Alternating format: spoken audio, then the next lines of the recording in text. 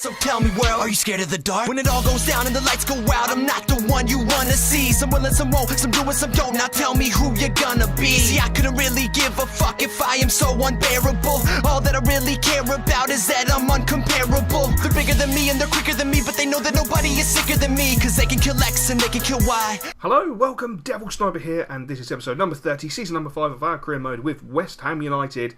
And the season is slowly but surely coming to an end, which is a great shame because I've really enjoyed this season. How do you think the season's actually gone in your personal opinion? Do you think we've had a good season? Have you enjoyed this season? I mean, we've had some ups and downs. We started off on legendary and struggled, and we've knocked it back down to world class for literally, I suppose, the last sort of 5 or 6 games of the season.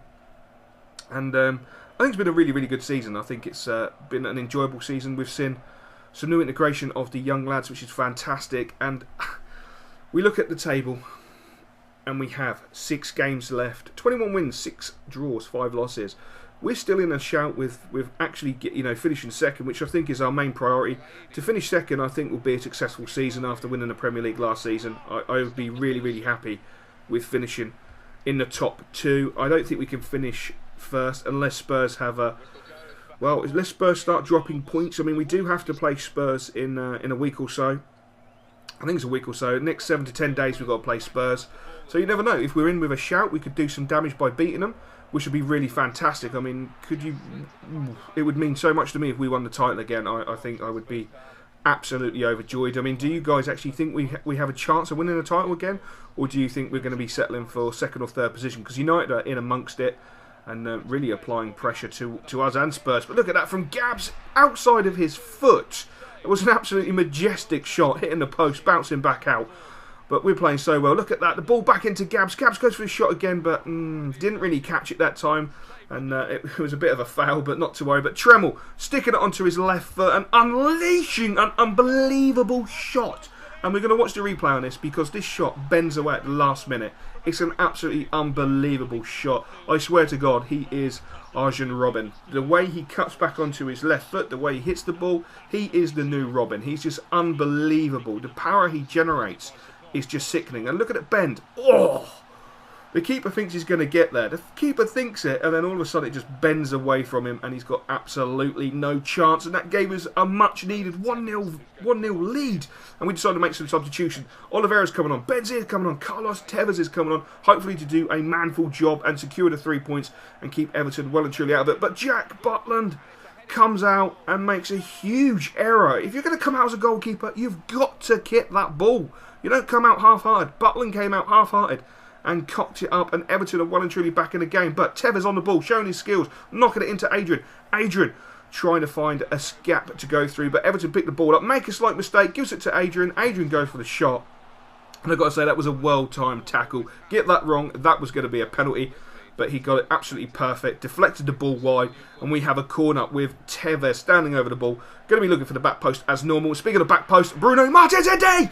Come on, my son! 82 minutes to give us a 2-1 lead, which is absolutely fantastic. All we've got to do now is play steady, play sensible, hold on to that 2-1 lead, hold on to the 3 points, and with shots like that from Everton in the final minute, we are definitely going to hold on to that lead and hold on to those 3 points because the referee blows the full-time whistle, and in front of the home fans, West Ham United 2, Everton 1. Tremel, who is fast becoming one of the rising stars of the Barclays Premier League and one of the rising stars within the ranks of West Ham United, scores a fantastic goal. And Ola John has finally been cleared to return the team. He can start light training, very, very light training.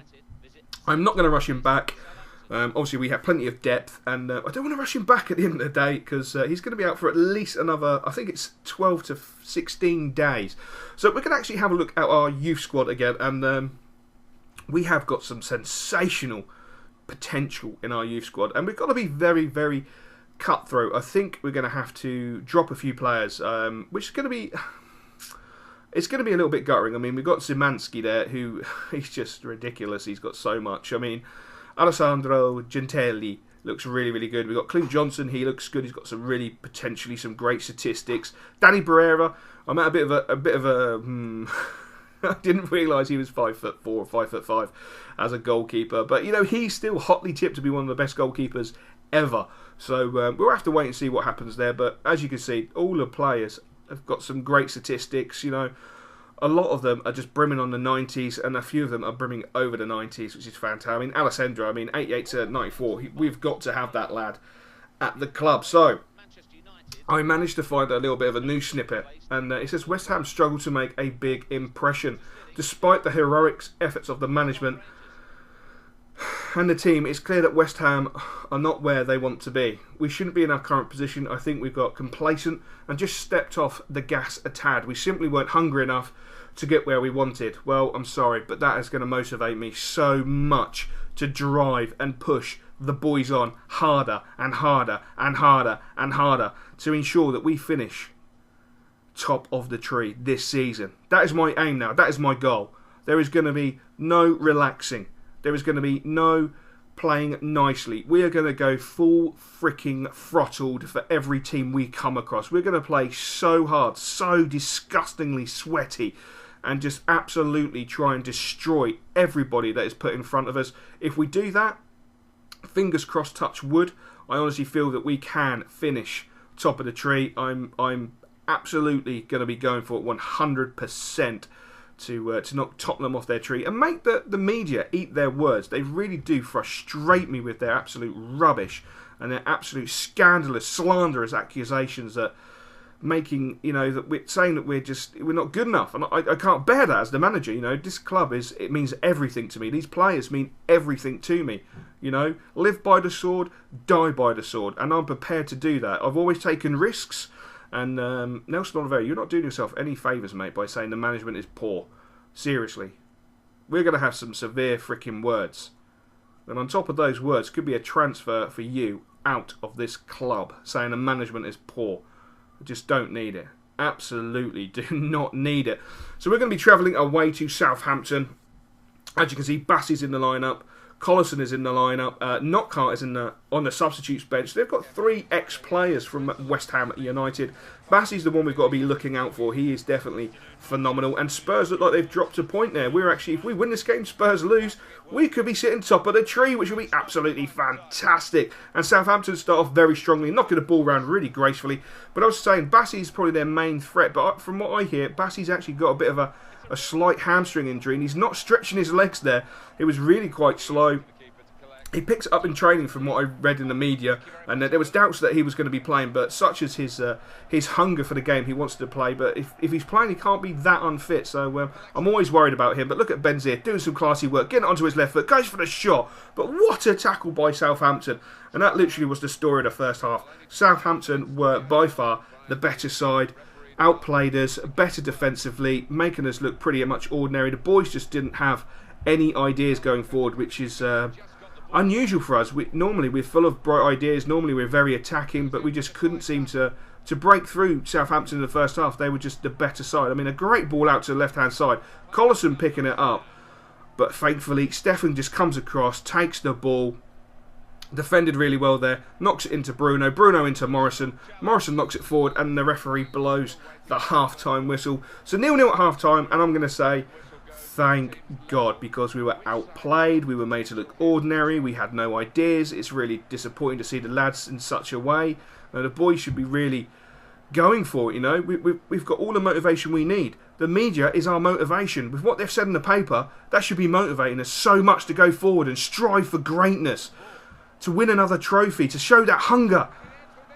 As Bassey knocks the ball off Butland, and Reeves slots the ball home after 57 minutes to give Southampton a deserved 1-0 lead. And again, down that right-hand side, causing us all sorts of problems, absolutely destroying us. A great shot that was just wide. And then Butland commits the hugest crime possible by giving Southampton the ball, conceding a second goal, and losing the game 2-0.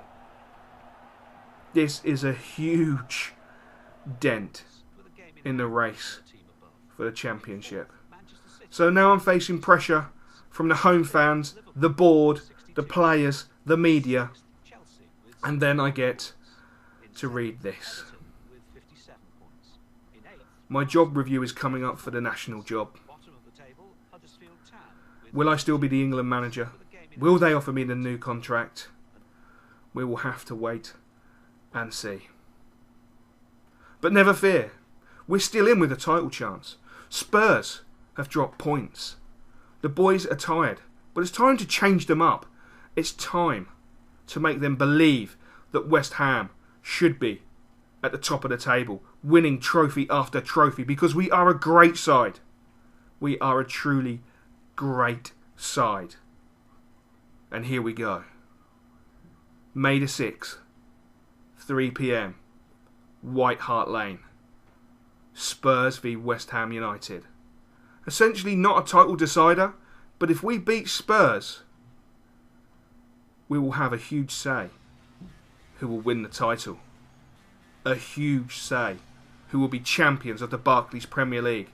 And all I want to say to the players is, when you wear that shirt, wear it with pride. Remember your roots. Remember that we have fought with each other. Hard in the mud, in the sun, in the rain, in the snow, home and away. Wear that shirt with pride. Show the fans your love and determination that we can put ourselves back in the title race. A victory today will put us in the title race. But Spurs, as normal, as historically, starting off so strong against West Ham. Lennon down the right-hand side, trying some trickery, but Filippo Bonaparti doing a fantastic job. Butland gets there to push the ball over, and Kyle Walker comes in, ex-Spurs player, to shield the ball out for a Tottenham corner.